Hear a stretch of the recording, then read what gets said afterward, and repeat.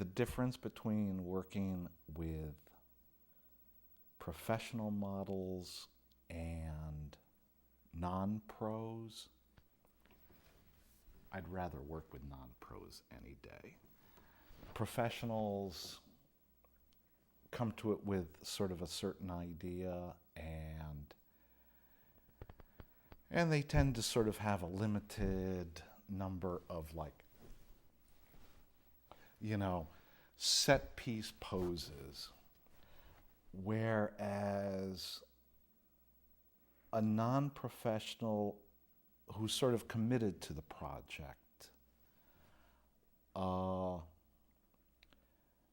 is kind of much more open to a collaborative experience, is much more appreciative of sort of the opportunity to open up that it gives you.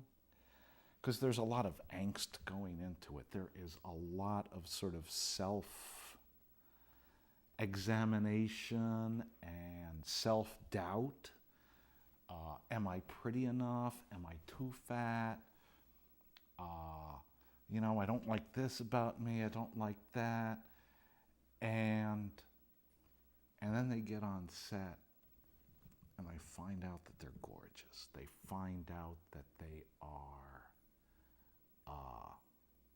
really special.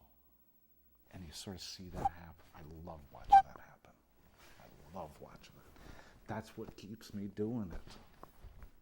That was not the first time I'd had professional photographs done, but this was totally different because I was exposing my scar, which I'm very proud of. And the photographer, Mark, made me feel very relaxed. He kept emphasizing the fact that, we are here to showcase, if you will, your war wound and how important it is to be proud of what you have come through and what you've survived. It was an exhilarating experience.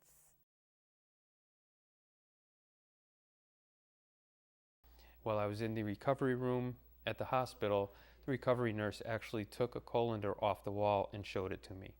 And I read it. I was really intrigued by it. Saw that they had a website, went home, got on the website, and here I am 2 years later in the colander. One of my captains brought a news article that he had in the Vacaville paper, brought it down to me, and actually sent it to me through interoffice mail with a little post-it saying, you should go for this. So 2 years later, it took me a little while, but 2 years later I finally got up the nerve to apply, and here I am. Or I was just looking for information like on colon cancer survivors, and I came across the Colon Club, so I was like, oh, this is really cool.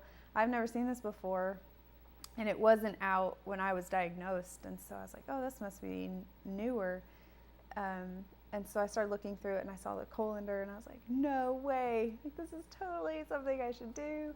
My husband was sort of like egging me on, because I had bought a calendar. I bought the 2008 calendar when it came out, and actually I think I bought more than one because I gave one to my oncologist, but he was like, you really ought to do this, you really ought to do this. And he's like, you need to feel good about yourself. And he's like, you need to understand you're still beautiful, you're still strong, you're still...